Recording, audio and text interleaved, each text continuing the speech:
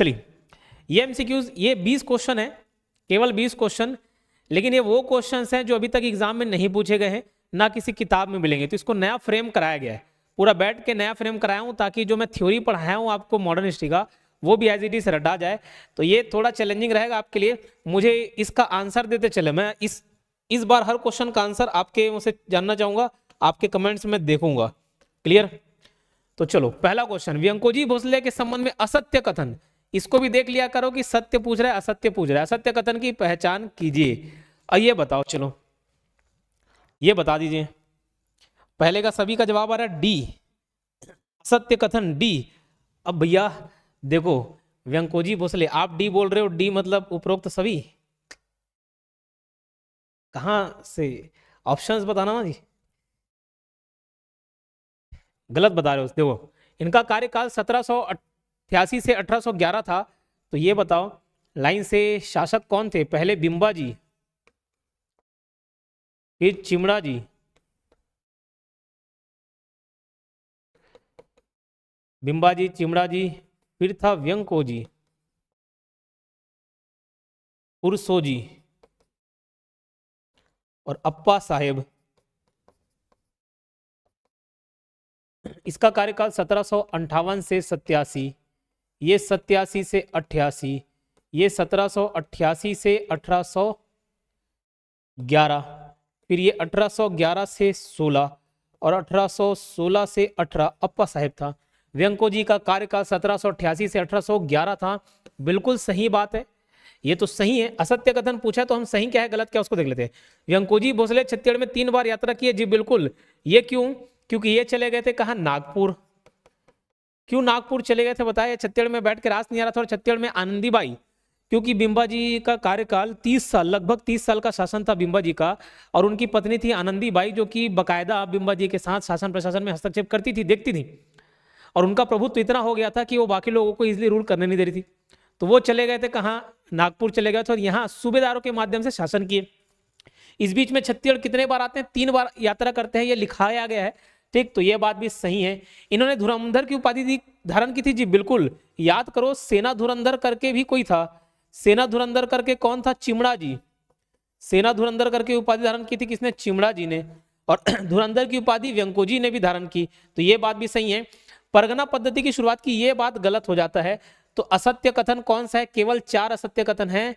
ठीक है, इसका आंसर ए होगा, ऑप्शन ए। बाकी ऊपर के 3 सही है। परगना पद्धति की शुरुआत किसने की? व्यंकोजी ने तो सूबा शासन की शुरुआत की थी, सूबा शासन की शुरुआत की। परगना पद्धति की शुरुआत किसने की? विठल राव ने। ठीक है, ये सूबेदार थे जिन्होंने परगना पद्धति की शुरुआत की। ये क्लियर हो जाएगा? हाँ, ए जी बिल्कुल ए है, ए आंसर है, ना कि डी। तो ये चलो गलत जवाब दे दिए।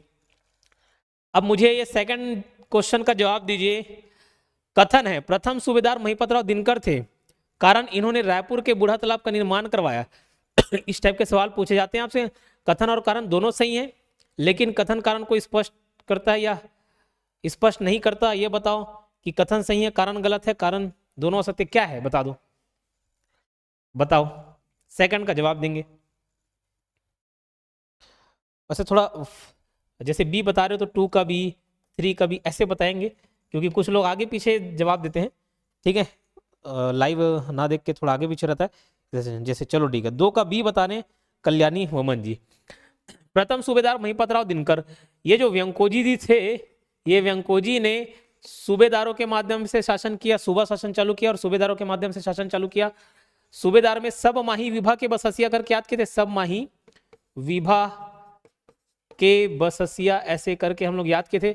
महिपतराव दिनकर, विठल राव दिनकर, भवानी कालू, केशव गोविंद, बिकाजी पिंडरी, बिकाजी गोपाल, ये सब हम लोग देखे थे। तो प्रथम सूबेदार महिपतराव दिनकर थे, जी बिल्कुल सही जवाब है, ये बिल्कुल सही जवाब है। इन्होंने रायपुर के बूढ़ा तालाब का निर्माण करवाया, जी बिल्कुल, इन्होंने रायपुर के बूढ़ा तालाब का निर्माण कराया। लेकिन अब दोनों सही है, लेकिन ये कारण जो है इसका स्पष्टीकरण देता है कि नहीं देता, उसको देखते हैं। कारण जो है वो कथन का स्पष्टीकरण करता है कि नहीं करता, उसको देते हैं। उसको देखने के लिए बीच में क्योंकि लगा दिया करो। प्रथम सूबेदार महिपतराव दिनकर थे क्योंकि उन्होंने बूढ़ा तालाब का निर्माण कराया। कोई लॉजिक फिट बैठ रहा है क्या? नहीं बैठ रहा है। ठीक है, तो याद रखना, ये कथन सही है, कारण भी सही है, लेकिन स्पष्टीकरण नहीं करते एक दूसरे को, है ना, तो ऑप्शन बी सही हो जाएगा। अब एक और बात मैं आपको बता देता हूं, जैसे आप बूढ़ा तालाब की बात करें ना, तो बूढ़ा तालाब के रायपुर का जो बूढ़ा तालाब है, रायपुर का बूढ़ा तालाब, रायपुर का बूढ़ा तालाब, इसके निर्माण में दो लोगों का नाम आता है। एक ये बोला जाता है कि 14वीं शताब्दी में, 14 सेंचुरी में, 14 सेंचुरी में इसका निर्माण कलचुरी शासक ब्रह्मदेव राय ने कराया। ब्रह्मदेव राय, ठीक है, ब्रह्मदेव राय, उन्हीं के नाम पे था ना, ब्रह्मदेव रायपुर, रायपुर, तो ब्रह्मदेव राय ने कराया, ये बोला जाता है। और दूसरा नाम महिपत राव दिनकर भी ले लिया जाता है, महिपत राव दिनकर, तो याद रख लेना, ठीक, बूढ़ा तालाब। अब इसको मैं ऐसे याद कर लिया हूं, आप भी उसी तरीके से याद करेंगे। महिपत राव, माही भाई, महिपत राव ना, माही भाई से याद कर लिए, माही धोनी, माही, तो थोड़े बूढ़े हो गए, ऐसे बोलना नहीं चाहिए, लेकिन ऐसे याद रख लेना, मही भाई, है ना, तो बूढ़े से बूढ़ा तालाब याद करना। ब्रह्म भगवान, ब्रह्मा भगवान का जब भी आप इमेजिन करोगे नाम, तो एकदम हष्ट पुष्ट वाले नहीं आते, मतलब थोड़े से ओल्ड एज दिखते हैं, सफेद दाढ़ी, ठीक, तो दोनों से याद रख लेना, या ब्रह्मदेव या महिपत राव दिनकर। तो सेकंड वाला भी क्वेश्चन पल्ले पड़ा, क्लियर। चलो आगे बढ़ते हैं। ये तीसरा सवाल, इसका जवाब दें, निम्नलिखित में से सत्य कथन की पहचान करना है। परसो जी की पत्नी का नाम काशीबाई था, सूबेदार शासक नहीं होते थे, मराठों के दिन प्रतिनिधि मात्र होते थे। सूबेदार को सूबा के सैनिक, असैनिक, दीवानी, फौजदारी हो गया, फौजदारी है, फौजदारी आदि अधिकार प्राप्त थे। बताओ। कल्याणी जी तीसरे का डी बता रहे हैं, उपरोक्त सभी सही हैं, चलो ठीक। परसो जी की पत्नी का नाम काशीबाई था, जी बिल्कुल, क्योंकि उनकी मृत्यु के बाद ये सती हो जाती हैं। इनका मृत्यु कैसे हुआ था परसो जी की मृत्यु, तो व्यंको जी ने निपटा दिया उसको, सॉरी व्यंको जी बोलता हूँ, अप्पा जी ने निपटा दिया। अप्पा साहेब अंग्रेजों के साथ मिल गए थे, तो ये बात बिल्कुल सही है। सूबेदार शासक नहीं थे, बिल्कुल, ये मराठों के प्रतिनिधि मात्र थे, अधिकारी थे, प्रशासक थे, समझ लो। और ये सूबेदार को सब अधिकार देके गए थे, क्यों, अरे वो तो नागपुर में बैठ रहा है, जो राजा है वो नागपुर में बैठ रहा है, तो यहाँ सूबेदार को सारे अधिकार देने पड़ेंगे। तो सैनिक, असैनिक, दीवानी, फौजदारी, सब के सब मामले के ये लीडर थे, सब अधिकार इनको प्राप्त थे, तो ये सभी ऑप्शन सही होने वाला है। चलो अगला सवाल, चौथा सवाल देखते हैं। रघुजी प्रथम के शासनकाल के दौरान जानो जी को कौन सा क्षेत्र मिला था, ये आप बता दोगे। ये मेरे ख्याल से बता दोगे, इसको तो पढ़े हुए, इजी है। ये वन लाइनर, कुछ कूट वाले भी डलवाया, कुछ वन लाइनर डलाया। अब याद करो, रघुजी प्रथम, इसके 4 लड़के, एक का नाम था जानो जी, दूसरा का नाम था साबा जी, तीसरे का नाम था जानो जी, साबा जी, मुधो जी, और एक का नाम था बिंबा जी। एक जानो जी में ना आ रहा ना, तो जानो जी को कौन सा क्षेत्र मिल गया था, नागपुर। साबा जी को, साबा जी से सब्जी याद कर लेना, तो बड़ी का सब्जी होता है, बड़ी, बड़ी से ना बड़ा, बड़ा, बड़ा, बरार एवं द्वारा, इनको बरार एवं द्वारा को मिला। मुध हो गए तो चांद जैसे दिखोगे तो चांदा। मुधो जी को कौन सा क्षेत्र मिला, चांदा। और बिंबा जी को कौन सा क्षेत्र मिला, छत्तीसगढ़। इसमें से मुधो जी के कितने लड़के, 3, ठीक है, 3 बच्चे थे। एक का नाम था रघु जी द्वितीय, इसके भी 2 बेटे थे, हालांकि कुछ कहीं ये मिल जाएगा, मामा का लड़का था, इसका चाचा, वो छोड़ो। रघु जी द्वितीय के बाद एक पुरसो जी और एक रघु जी तृतीय, रघु जी तृतीय। और यहां पर और भी कौन कौन थे, चिमड़ा जी भोसले, चिमड़ा जी, और एक थे व्यंको जी। व्यंको जी के बाद कौन आए, अप्पा साहेब आए, अप्पा साहेब। अब अगर मैं बात करूं, रघु जी प्रथम के शासनकाल के दौरान जानो जी को कौन सा मिल गया, नागपुर क्षेत्र मिल गया। चांदा किसको मिला, मुधो जी को, मुधो जी को। बरार एवं भोसले, ये बरार एवं द्वारोहा, ये किसको मिला, साबा जी को, किसको, साबा जी को। बिंबा जी को छत्तीसगढ़ मिलता है, फिर ये गोद ले लेते चिमड़ा जी को, तो इनको भी छत्तीसगढ़ मिल जाता है। चिमड़ा जी के बाद किसको मिलता है, व्यंको जी को, व्यंको जी के बाद पुरसो जी को, पुरसो जी के बाद अप्पा साहेब। तो ये फर्स्ट नंबर के शासक छत्तीसगढ़ की मैं बात करूं, फिर ये सेकंड नंबर के, ये थर्ड नंबर के, ये फोर्थ नंबर के, और ये 5th नंबर के। क्लियर है क्या, चलिए 4 का सी सही जवाब है, ये आसान था। बिंबाजी ने अपने शासनकाल के दौरान कहाँ मस्जिद का निर्माण कराया? तो देखो मस्जिद का निर्माण कराया रतनपुर में, है ना, रतनपुर में मस्जिद का निर्माण कराया। मंदिर वगैरह तो कई बार पूछ दिए गए हैं, मस्जिद को भी याद रख लेना। बिंबाजी ने अपने शासनकाल के दौरान रतनपुर में मस्जिद का भी निर्माण करवाया है। उसके बाद ये प्रमुख पदाधिकारी को सुमिलित कीजिए, छठवें का आंसर। ये देखो इस टाइप के सवाल कभी पूछे जाते हैं ना, तो जरूरी नहीं आपको चारों पॉइंट मैच करने आना है, एक भी आप याद कर ली। थ्योरेटिकल पार्ट में आपको याद आ रहा होगा, सलाह मशवरा करके मैंने याद किया था, सलाह मशवरा, तो सलाहकार मशार नीलहे, यही याद रह जाएगा तो आपका काम बन जाएगा। एटलीस्ट 2 ऑप्शन तो एलिमिनेट हो ही जाएंगे, ठीक। उसके बाद पांडुरंग महाड़िक, ये याद है सर सेनापति, मतलब ये जो सेनापति है, सर सेनापति है, तो आंडू पांडु को तो रखेंगे नहीं, आंडू पांडु से पांडुरंग महाड़िक को सर सेनापति बनाए थे, तो बी का 3 आ गया। और फिर कादर खां और महमूद खां ये बच गए, इसी में जज करने की कोशिश करो, बी का 3, सी का 2, डी का 1।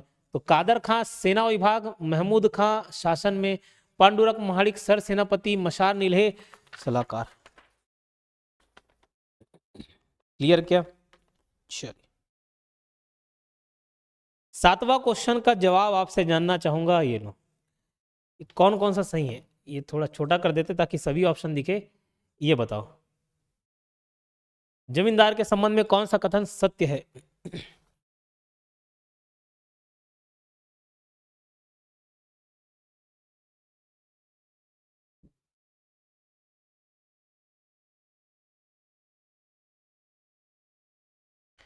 सातवें क्वेश्चन का जवाब देंगे सभी।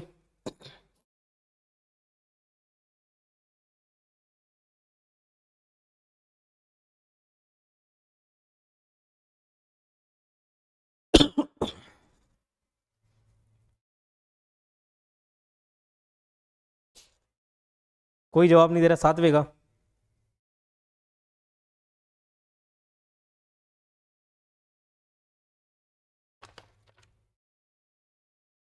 चलिए ठीक है, 7वें का कल्याणी जी बोल रहे 7वें का बी, 1, 2 और 4। नहीं देखो मराठों के जमींदारों के साथ या सॉरी बिंबाजी भोसले का जमींदारों के साथ कैसा संबंध था, ये पूरा थियोरेटिकल पार्ट पढ़ाया हुआ हूं, वहां से अभी तक सवाल नहीं बने हैं ना, लेकिन बन सकते हैं, अच्छे पॉइंट्स थे। तो याद करो कुछ जगह जैसे खैरागढ़ हो गया, खैरागढ़ से कितनी सारी जमींदारी लेते थे, 24,000 रुपये टोकली वसूलते थे कि नहीं मिलते थे, है ना। तो खैरागढ़, तो कई लोग के जमींदारों से संबंध अच्छे नहीं थे, किन्हीं के साथ ठीक थे, कोई टकोली सबसे कम देता था, कोई टकोली सबसे ज्यादा देता था, कोई टकोली नहीं देता था, सिर्फ घुड़सवारी मतलब घुड़सवार सैनिकों की सहयोग दे देता था। तो बस वो अगर पढ़े हो गए तो ये बन जाएगा। चांग बकर 1775 ईस्वी में इस क्षेत्र पर आक्रमण करके टकोली देने पर बाध्य किया, जी बिल्कुल, क्योंकि देखो मराठे जब आए, मराठों से पहले कौन था यहाँ, कलचुरी वंश, तो उनके जमींदारों के से अलग संबंध थे। नया राजा आ गया, नया प्रशासक आ गया, तो भाई थोड़े संबंध बिगड़ेंगे, उसके साथ तालमेल बिठाने में टाइम लगेगा। तो कई लोग टकोली नहीं देते थे क्योंकि अलग अलग कंडीशंस मैच का। हम लोग क्या टकोली बस, हाँ भाई तुम्हारा शासन हमारे अंडर रहेगा और तुम टकोली देना, बस एक लाइन में थोड़ी खत्म हो जाता है, बहुत सारे टर्म्स एंड कंडीशन रहते हैं। तो 1775 में इस क्षेत्र पर आक्रमण करके टकोली देने पर बाध्य किया, चांग बखार में, बिल्कुल सही। सरगुजा 1781 में महिपत राव काशी के नेतृत्व में इस जमींदारी पर आक्रमण किया, जी बिल्कुल, ये बात भी सही है, ठीक है। महिपत राव काशी के नेतृत्व में, मराठों से इनका संबंध ठीक नहीं था, किसमें, पंडरिया में, तो बिल्कुल पंडरिया इन लोग के साथ पटता नहीं था, पंडरिया इन लोग के साथ नहीं पटता था, पंडरिया, तो पंडरिया के साथ भी मराठों का संबंध ठीक नहीं था। और नर्रा है, नर्रा में सबसे कम टकोली लगभग 40 रुपए देते थे, ये बात बिल्कुल सही है कि सबसे कम टकोली देते थे, लेकिन 40 रुपए नहीं, 40 नहीं 50 रुपए, इसलिए स्टेटमेंट गलत हो जाता है। तो सही क्या हो गया, 1, 2, 3 सही, ऑप्शन सी, चौथा गलत है। सबसे कम टकोली 50 रुपए नर्रा से मिलती थी, सबसे ज्यादा 24,000 खैरागढ़ से मिलता था। तो पहला, दूसरा, तीसरा सही है, चौथा गलत है। 7वां का ए भी नहीं है, कल्याणी जी ए बी सब ऑप्शन बता दे रहे हो आप। चलो सी है बिल्कुल, रानी जी का सवाल जवाब सही है। 8वां क्वेश्चन देखते हैं, लक्ष्मी नारायण मंदिर का निर्माण किसने कराया? अब याद करो बिंबाजी भोसले का जो निर्माण कार्य था, खास करके मंदिर मस्जिद को लेकर, तो मैंने एक कोड बताया था, रसमलाई रगबे करके, रसमलाई रगबे करके कोड बताया था, याद आ रहा है? मैं बोला था आपको थ्योरी पढ़ के आओगे तो ये एमसीक्यू अच्छे से बनेगा। एटलीस्ट थ्योरी आप पढ़ लो और एमसीक्यू फिर यहाँ मजा आएगा सॉल्व करने में, नहीं तो आप मेरा मुंह ताकोगे और मैं आपका मतलब कैमरे में। रस मलाई रगबे, तो र से स से मलाई, ये सब से कुछ ना कुछ पॉइंट थे। र से क्या था याद करो, राम टेकरी मंदिर। स से संगमेश्वर शिव मंदिर, रतनपुर में ही संगमेश्वर शिव मंदिर। मलाई में देखो, मलाई में एक तो म से मस्जिद था, मलाई, ल से लक्ष्मी नारायण मंदिर था। कौन सा? लक्ष्मी नारायण मंदिर, लक्ष्मी नारायण मंदिर। मलाई एक चीज क्लियर हो गया। फिर मलाई में माई भी एक शब्द आ रहा है, तो नर्मदा माई मंदिर, ये भी था क्या, नर्मदा माई मंदिर। ये बस अमरकंटक में था, अमरकंटक क्षेत्र में, बाकी सब रतनपुर में था, ठीक है। फिर रगबे खाबे से खांडोबा मंदिर, खांडोबा मंदिर भी था क्या, खांडोबा मंदिर बिल्कुल था। अब देखो ये जो निर्माण कार्य है, बिंबाजी भोसले और उनकी पत्नी कौन, आनंदीबाई, और मैंने बताया कि बकायदा वो भी सत्ता में पार्टिसिपेट करती थी, नाम भले बिंबाजी भोसले का आता है। इसलिए जैसे खांडोबा मंदिर का निर्माण अगर बिंबाजी हैं तो बिंबाजी ले सकते हो, या आनंदीबाई दी हैं तो आनंदीबाई। वैसे इनके बहुत सारे मंदिर निर्माण कार्य में आनंदीबाई ने सहयोग दिया है। तो लक्ष्मी नारायण मंदिर यहाँ पे बिंबाजी नहीं है, तो ऑप्शन आनंदीबाई। कौन? आनंदीबाई, याद रहेगा। ये राम टेकरी मंदिर का निर्माण बिंबाजी भोसले ने कराया, और इनके सामने इन्हीं की हाथ जोड़ी हुई मूर्ति ये आनंदीबाई कराई थी। तो 8वें सवाल का जवाब आनंदीबाई। नर्मदा माई मंदिर व कुंड किसने स्थापित किया, तो ये बिंबाजी ने किया था। और कहां पे? अमरकंटक में। कहा? अमरकंटक में। क्लियर?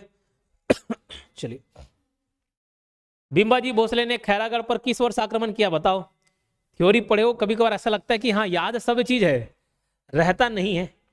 इसलिए बोलता हूं एमसीक्यू दिलाया करो, टेस्ट सीरीज दिलाया करो, उससे समझ आता है। अब ये क्वेश्चन का जवाब दें ईमानदारी से, टाप टुपक मत दे देना, याद आ रहा होगा तो। थ्योरी तो पढ़ी रहे हो।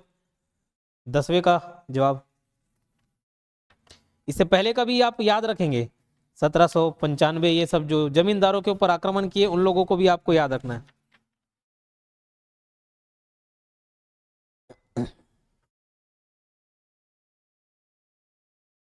बताइए। नहीं याद? चलो ठीक है। बिंबाजी भोसले ने खैरागढ़ पर किस वर्ष आक्रमण किया, 1768। टकोली देने पर इनको भी बात दिया ना, कितना रुपए लेते थे, लगभग 24,000 लेते थे कि नहीं लेते थे, तो याद रखना है जी। 10 का सी, ठीक है। चलो कुछ ही बच्चे सही जवाब दे पा रहे हैं। अप्पा साहब ने अंग्रेजों के साथ सहायक संधि कब की थी? अब ये डेट लाइन से आपको याद रखना पड़ेगा, कुछ डेट्स हैं, ठीक। यहां से सवाल नहीं बने हैं, लेकिन बन सकते हैं इस टाइप का। अब ये तो डेट बस डलवा दिया हूं।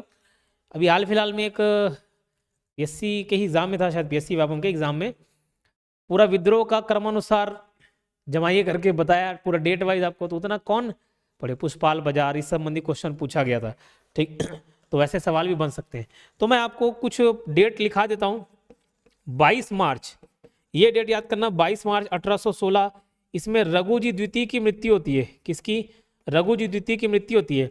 बोले सर ये क्यों इंपॉर्टेंट हो जाता है, तो छत्तीसगढ़ में रूल नहीं किया, बिल्कुल रूल नहीं किए, लेकिन रघु जी द्वितीय के जो बेटे थे पुरसोजी, उसको गद्दी पे बैठा दिए थे। उस पुरसोजी का सलाहकार कौन था? अप्पा साहब को बैठा दिए। इनडायरेक्टली रूल कौन कर रहा था? रघु जी द्वितीय कर रहा था। इसलिए जब 22 मार्च 1816 को इसकी मृत्यु होती है, तो फिर अप्पा साहब पुरसोजी को निपटा देते हैं अंग्रेजों से मिलकर। तो 22 मार्च 1816 को एक ना रघु जी द्वितीय की मृत्यु होती है, इसकी मृत्यु। उसके बाद 27 अप्रैल, जस्ट मार्च में उसकी मृत्यु होती है। 27 अप्रैल 1816 को अप्पा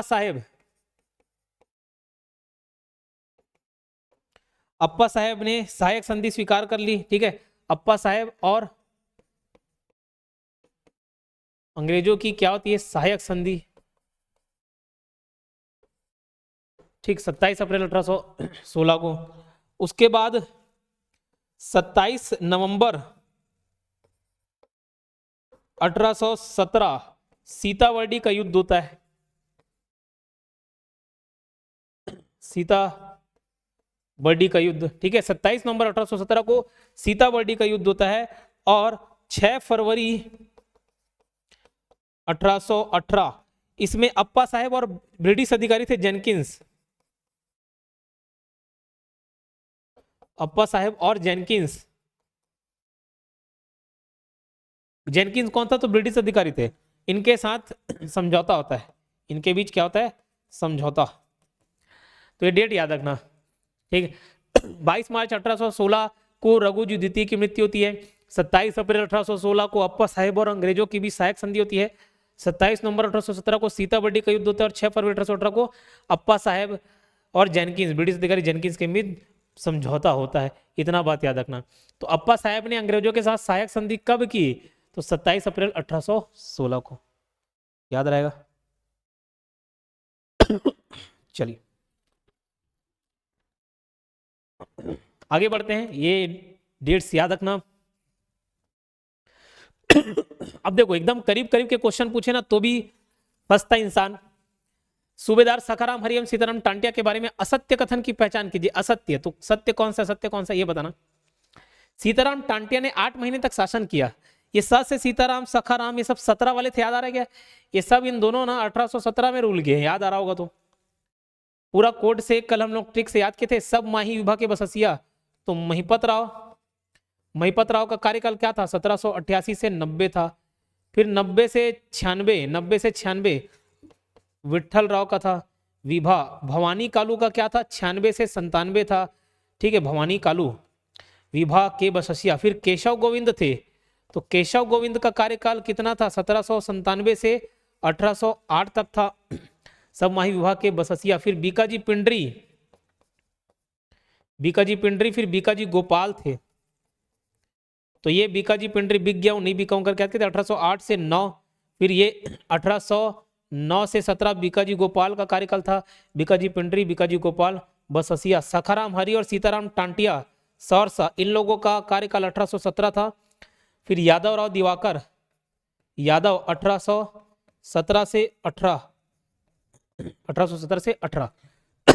ये याद रहेगा। अब ध्यान रखना, थ्योरी पार्ट पढ़े होगे। सीताराम टांटिया ने 9 महीने तक शासन किया और सखाराम हरि ने 4 महीने तक शासन किया। नहीं, इन लोग एक ही साल में इन लोगों का खत्म हो गया था। ये 8 महीने था और ये 3 महीने रूल किया। ठीक है, तो ये दोनों तो गलत हो जाएंगे क्योंकि 9 महीने नहीं 8 महीने, और सखाराम हरि ने 4 महीने नहीं सिर्फ 3 महीने शासन किए। ये बदमाश थे, इसलिए एक जन रतनपुर का निवासी इसको गोली मार के निपटा देता है। ठीक है, गोली मार के निपटा देता, बोले काहे? बहुत लूटता था। ठीक है, ज्यादा पैसे वसूल करता था, ज्यादा टैक्स वसूल करता था। बिल्कुल पूछ सकता है सरिन जी। अभी तो जो PYQs कर रहे थे वो आपसे इसलिए बन जा रहे थे क्योंकि कहीं कहीं आप उसको पढ़े हुए हो और ये पूछा जा रहा है। अभी थ्योरेटिकल पार्ट में सब चीज़ पढ़ाए हैं, सब चीज़ पढ़ा हुआ है, ये सारा चीज़ थ्योरी वाले नोट्स में। लेकिन इसके बावजूद हमको याद नहीं आता, क्यों? उसको MCQ फॉर्म में नहीं देखे। अब देखोगे, आप पढ़ोगे ना तो याद रहेगा। इसको इससे पढ़ने के बाद जो मैं थ्योरी पार्ट पढ़ाऊँ वो भी याद रह जाएगा। अब एक एक चीज़ याद रख लेना, क्योंकि यही 2-3 जो एक्स्ट्रा क्वेश्चन है ना वही मेरिट लिस्ट डिसाइड कर देते हैं। कॉमन पढ़ा हुआ है वो आप गलती कर दोगे तो ऐसे ट्रैक से बाहर रहोगे। सभी के लिए बता रहा हूँ, जो कॉमन सबको मालूम है उसमें आप गलती कर, उसमें गलती की कोई गुंजाइश ही नहीं होनी चाहिए। उसमें गलती कर दी मतलब ऐसी ट्रैक से बाहर हो, वो बनना चाहिए। और फिर जो एक्स्ट्रा 2-3-4 क्वेश्चन पूछे जा रहे हैं वहां से बनाना है, वो सारे क्वेश्चन बनने चाहिए। और उनके लिए लगेगा थोड़ा सा एक्स्ट्रा मेहनत, जो कि अभी मैं कर रहा हूँ। पूरा एक टीम बैठता है वो नया क्वेश्चन काटने छाटने में। ठीक है, लग रहे हैं, चाहे वो इतिहास के पूछे या अभी तक जो मैं थ्योरी पार्ट में जनजातीय लोक कला संस्कृति 30 वाले सबके नहीं कराए, वो सबके भी सोर्स जहाँ से PSC उठा रहा है क्वेश्चन हूबहू, वो सब MCQ रेडी करवा रहे हैं। फिलहाल पढ़ना है। 9 महीने नहीं 8 महीने, 4 महीने, 3 महीने। सखाराम हरि की हत्या रतुरपुर निवासी द्वारा गोली मारकर कर दीजिए, बिल्कुल ये बात सही है। सखाराम हरि सीताराम टांडिया का कार्यकाल 1817 में था, जी बिल्कुल ये पूरा कार्यकाल है, इसको कल याद कराया हूँ। तो 3 और 4 बस सही है। और उसने असत्य पूछा है, तो असत्य मतलब 1 और 2 असत्य हो गए, बाकी सब सही है। रघुजी प्रथम के समय साबाजी को कौन सा क्षेत्र मिला था?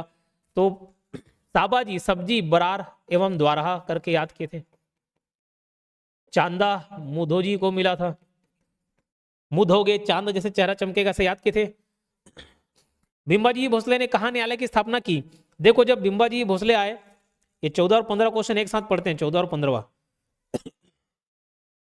और 15 दोनों एक साथ पढ़ते हैं। अभी बिंबाजी के निर्माण कार्य तो हम लोग देख ही लिए। निर्माण कार्य के बाद याद आ रहा होगा ग्राम दान के बारे में बताया था। बिंबाजी ग्राम दान भी किए थे, निर्माण कार्य नहीं, ग्राम दान किए थे, याद आ रहा है? ग्राम दान किए थे। कौन कौन सा ग्राम दान किसको मतलब गांव दान में दिए? तो एक दूधाधारी मठ को, दूधाधारी मठ और राजीव लोचन मंदिर, राजीव लोचन मंदिर, इनके रख रखाव के लिए, इन दोनों के रख रखाव के लिए गांव दान में दिए। इसका जीर्णोद्धार भी कराया, जीर्णोद्धार जीर्णोद्धार, स्पेलिंग ठीक कर लेना, बड़ी है। जीर्णोद्धार भी कराया कौन? बिंबाजी भोसले। निर्माण कौन कराया? इसका निर्माण कौन कराया? तो बलभद्र दास। दूध पीने से बल आता है करके याद कहते, बलभद्र दास ने निर्माण कराया। जीर्णोद्धार बिंबाजी भोसले ने कराया। और गांव दान दिया किसने? बिंबाजी भोसले ने। राजीव लोचन मंदिर निर्माण किसने कराया? निर्माण कराया विलास तुंग ने, नलवंशी सदस्य विलास तुंग ने। और फिर जीर्णोद्धार किसने कराया? तो जीर्णोद्धार कराया है पृथ्वीदेव द्वितीय के सेनापति जगतपाल ने। गांव दान किसने दिया? तो ग्राम दान दिया इसके रख रखाव के लिए बिंबाजी भोसले ने। एक बात ये याद था, ठीक है। और दूसरा, जब बिंबाजी भोसले यहाँ आए थे रूल करने के लिए, तो उन्होंने देखा कि कलचुरी, रतनपुर, रायपुर दो अलग अलग बटे हुए हैं। अब दोनों क्षेत्र पर मराठों का कब्जा हो गया, तो प्रशासनिक एकीकरण भी किया।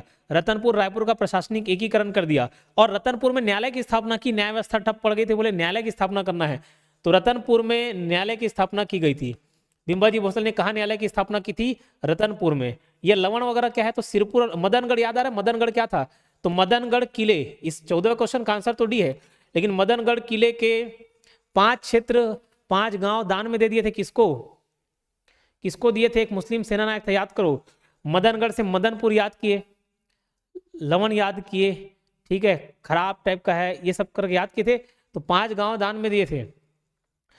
उसके बाद सिरपुर और लवण, ये आगे पढ़ोगे। सिरपुर और लवण ये ताहूदारी था। सिरपुर लवण 1843 और लवण है 1848, लेकिन ये बिंबाजी के समय का नहीं है, ये आपके रघुजी तृतीय के समय का है। सिरपुर और लवण 2 ताहूदारी स्टार्ट किए। इससे पहले 2 ताहूदारी और था, लोरमी और तरेंगा, वो सैंडिस के टाइम का था, ठीक है। अब 15 क्वेश्चन का आंसर देखो, कोई रिप्लाई किया क्या 15 वाले का? चलो 15 का कोई रिप्लाई नहीं किया, बताता हूँ। बिंबाजी भोसले से संबंधित सत्य कथन की पहचान कीजिए। क्या इन्होंने रायपुर और रतनपुर का प्रशासनिक एकीकरण किया? 15 वाले का बताओ क्या आंसर है। अच्छे 4 ऑप्शन छुप गए, चलो ठीक है। राजनांदगांव अकलतरा नामक 2 जमींदारी प्रारंभ की। आप तुरंत देखोगे हाँ हाँ जमींदारी प्रारंभ तो की थी, लेकिन गलत हो जाएगा जवाब, क्योंकि राजनांदगांव और अकलतरा नहीं था। तो राजनांदगांव और क्या था? खुज्जी। फोकट फालतू खजवार था करके याद के थे, तो राजनांदगांव खुज्जी नामक 2 जमींदारी प्रारंभ की। तो दूसरा वाला स्टेटमेंट गलत हो जाएगा। दूधाधारी मठ के लिए कुछ गांव दान में दिए, बिल्कुल। परगना पद्धति के सूत्रधार थे, जी बिल्कुल सूत्रधार थे। इसका आंसर हो जाएगा 1, 3 और 4। 1, 3 और 4 सही है। परगना पद्धति के सूत्रधार थे। मैंने बताया आपको 3 नाम। एक देखो, एक होता है सूबा शासन, एक सूबा शासन था और एक परगना पद्धति था। सूबा शासन में एक नाम आता है व्यंकोजी। तो सूबा शासन की शुरुआत कौन की है? व्यंकोजी भोसले। परगना में ना 2 टर्म्स पूछे जाते हैं, एक है सूत्रधार, परगना में 2 टर्म पूछे जाते हैं, एक सूत्रधार और दूसरा इसके जन्मदाता या लागू करता।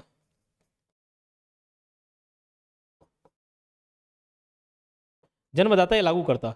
तो सूत्रधार, सूत्रधार कहने का तात्पर्य, सूत्रधार मतलब जो फॉर्मूला लेके आए, कंसेप्ट लेके आए, उसमें नाम आता है सूत्रधार में 20 करके याद किए थे, 20। तो बिंबाजी भोसले, बिंबाजी भोसले। और जन्मदाता लागूकर्ता में कौन थे? विट्ठल राव। कौन? विट्ठल राव। जितने बार पढ़ लोगे ना उतने बार अच्छा है, कंफ्यूज नहीं। तो परगना पद्धति के सूत्रधार थे कौन? बिंबाजी भोसले। तो 15 का ऑप्शन ए सही हो जाएगा। क्लियर? चलिए अगला सवाल देखते हैं। छत्तीसगढ़ के कौन से जमींदार थे जो टकोली ना देकर 500 घुड़सवार सैनिकों की सेवा देते थे? कौन से जमींदार थे? टकोली नहीं देते थे, 500 घुड़सवार। तो जब थ्योरेटिकल पोर्शन देख रहे थे जमींदारों के संबंध में, तो कांकेर वाला याद आ रहा है? तो कहां? पंडरिया में नहीं पड़ता था, सरगुजा वाले भी टकोली देने के लिए बाध्य कर दिए। नर्रा से 50 रुपए सबसे कम मिलता था, खैरागढ़ से सबसे ज्यादा मिलता था, चांग बखार वाले को भी बाध्य किए। कांकेर से टकोली नहीं लेते थे, तो क्या लेते थे? 500 घुड़सवार सैनिकों की सेवा लेते थे। बोले काहे? अब ये देखो, जब मराठे आए तो रतनपुर, रायपुर ये सब तो उत्तरी संभाग पर कब्जा कर लिए। बस्तर संभाग अभी इनके वश में था क्या? नहीं था। वहां तो काकती वंश का शासन चल रहा था काकती वंश का शासन। वो तो पहली बार 1770 में, याद करो, 1770 में नीलू पंडित बोलते हैं, नीलू पंत के नेतृत्व में दलपत देव के समय में आक्रमण करवाया, लेकिन असफल हो गए, विफल हो गए। ठीक, तो अभी बस्तर कब्जे में नहीं आया था। तो बस्तर का क्षेत्र अलग, यहां से देखना कांकेर पड़ेगा, तो कांकेर वाला क्षेत्र अलग। तो बोले इधर भाई तुम टकोली मत दो, 500 घुड़सवार सैनिक की सहायता दो, बोले बॉर्डर में रक्षा करना, बोले ठीक है। तो टकोली दाकर 500 घुड़सवार सैनिकों की सहायता कांकेर से मिलता था। ठीक, अच्छा ये जो वीडियो है ये मैं यूट्यूब पर भी डालूंगा, यूट्यूब पे भी डल रहा है, तो जो यूट्यूब में इन वीडियोस को देख रहा है उनके लिए मैं बताना चाहूँगा कि मंडी उप निरीक्षक और CGPSC प्री का क्रैश कोर्स अवेलेबल है, बाजू में डिटेल दिख रहा होगा। डायरेक्ट आप ऐप से भी परचेस कर सकते हैं या 8770123687 इस नंबर पर कांटेक्ट करके भी आप कोर्स परचेस कर सकते हैं, 8770123687 पर। ठीक है, चलो आगे देखते हैं। छत्तीसगढ़ के कौन से जमींदार थे जो, ये तो हो गया। सूबेदार केशव गोविंद से संबंधित असत्य कथन की पहचान कीजिए। सत्य है असत्य है वो सबको भी देख लिया करो। 17वां क्वेश्चन देखना, सूबेदार केशव गोविंद से संबंधित गलत कथन। केशव गोविंद ने संबलपुर क्षेत्र को जीतकर मराठा साम्राज्य का विस्तार किया, सही है कि नहीं बताओ, सही है कि नहीं बताओ। एक सेनापति थे, व्यंकोजी भोसले के सेनापति थे, व्यंकोजी भोसले के सेनापति थे जिसका नाम था रामचंद्र बाघ। व्यंकोजी के सेनापति थे कौन? रामचंद्र बाघ। तो रामचंद्र बाघ ने एक 1808 में विजय अभियान चलाया और एक 1809 में विजय अभियान चलाया। 1808 में इस समय केशव गोविंद थे, ठीक है, कौन थे ये? व्यंकोजी भोसले तो शासक है ना, राजा है ये। बोले केशव गोविंद कौन है? अरे ये सूबेदार है। केशव गोविंद कौन है? सूबेदार। तो इस समय केशव गोविंद थे। तो 1808 में संबलपुर पर आक्रमण कर ली। कहां? संबलपुर पर। और 1809 में बस्तर के काकती वंश के शासक थे कौन? बस्तर के काकती वंश के शासक, बस्तर के काकती वंश के शासक कौन थे? महिपाल देव। इस समय केशव गोविंद हट गए थे, फिर वो बीकाजी पिंडरी और बीकाजी गोपाल आ गए थे 1809 में। ठीक है, कौन आए थे? बीकाजी पिंडरी, बीकाजी गोपाल लोग आ गए थे। तो उस समय ये आक्रमण हुआ महिपाल देव के समय में। काहे? टकोली नहीं दे रहे थे तो टकोली देने के लिए आक्रमण किया इसके ऊपर। ठीक, तो इस बात को आप याद रखें। तो केशव गोविंद ने संबलपुर क्षेत्र को जीतकर मराठा साम्राज्य का विस्तार किया क्या? बिल्कुल। कब किया? 1808 में किया। केशव गोविंद का कार्यकाल 1795 से 1808 तक था क्या? बिल्कुल गलत बात। याद करो, केशव गोविंद का शासनकाल 1797 से लेकर 1808 तक था। पिंडारियों की गतिविधियां इसके समय में चरम सीमा पर थी, केशव गोविंद के समय में नहीं। चरम सीमा पर किसका था? यह गलत बात है। अब अगर मैं पूछूं केशव गोविंद शुरुआत कहां हुई पिंडारियों का, इसको मिटाता हूं, यहां पे लिखता हूं। जो पिंडारियों का आक्रमण था शुरू केशव गोविंद, तो केशव भगवान, तो जहां भगवान है भाई वहां असुर भी आएंगे। तो केशव गोविंद शुरू कब हुआ? केशव गोविंद के टाइम पर। चरम सीमा पर कहां? तो बीकाजी गोपाल बिक गए थे इसलिए चरम सीमा, तो बीकाजी गोपाल के टाइम उपद्रव मचा दिए। और अंतिम सूबेदार यादव राव दिवाकर के समय में। कहां? यादव राव दिवाकर के टाइम में। तो गतिविधियां चरम समय पर इनके टाइम में नहीं थी, किनके समय में थे? बीकाजी गोपाल के समय। 1799 में यूरोपीय यात्री कोलब्रुक ने छत्तीसगढ़ की यात्रा की क्या? बिल्कुल की। 1799 में यूरोपीय यात्री कोलब्रुक। तो क से कोलब्रुक, क से केशव गोविंद याद किए थे। तो इसमें असत्य कथन है, तो असत्य कथन 2 और 3 है, तो ये 2 और 3 आपका सही आंसर हो जाएगा। बाकी ये गलत को ही हमको पहचानना था इसलिए ऑप्शन बी। ये क्या हो गया? नेटवर्क इशू, लाइव क्लास दिक्कत आ रहा है क्या? हाँ, किसमें?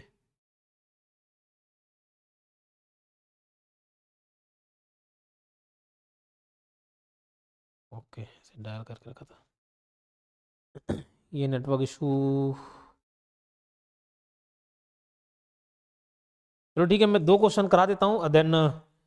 ठीक है, ये रिकॉर्डिंग देख लीजिएगा, अब पता नहीं तो मैं दोबारा लाइव को ऑन करवा दूंगा। विठ्ठलराव दिनकर के समय में जेटी ब्लंट ने रतनपुर की यात्रा कब की थी? विठ्ठलराव दिनकर के समय जेटी ब्लंट, तो ये इसको भी डेट को याद कर लेना। विठ्ठलराव दिनकर के समय में जेटी ब्लंट ने रतनपुर की यात्रा कब की? तो एक रतनपुर और एक रायपुर, पहले रायपुर फिर रतनपुर यात्रा की। तो एक 3-1 है, एक 1-3 है। तो 31 मार्च 1795, हम खाली 1795 भोपालपट्टनम का संघर्ष तो याद करते ही हैं।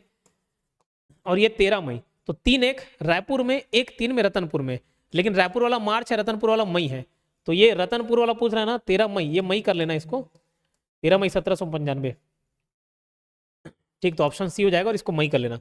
भीमाजी भोसले ने संगमेश्वर शिव मंदिर का निर्माण कहाँ कराया? तो भीमाजी भोसले ने संगमेश्वर शिव मंदिर ये रतनपुर में कराया है। और लास्ट फटाक से खत्म कर लेते हैं ये 20 क्वेश्चन ही। पिंडारियों का भय किस वर्ष तक रहा? 1806 से 10 तक था। मतलब ज्यादा इन्होंने उत्पात मचा दिया था उस टाइम में। क्लियर? ये 20 क्वेश्चन खत्म होते हैं। जो इसको यूट्यूब पे देख रहा होगा तो इसका पीडीएफ आपको टेलीग्राम चैनल पे मिल जाएगा, योगेन साहू क्लासेस नाम से, और या तो एप्लीकेशन में एक कोर्स है यूट्यूब पीडीएफ करके, यूट्यूब पीडीएफ करके 11 रुपये का प्राइस है, उसको आप ले सकते हो। उसमें अरेंज वे में सारे फोल्डर मिल जाएंगे। ये मैं दोबारा से लाइव चालू करता हूँ, रिकॉर्डिंग लाइव दोनों ऑफ कर दो, ये दोबारा कनेक्ट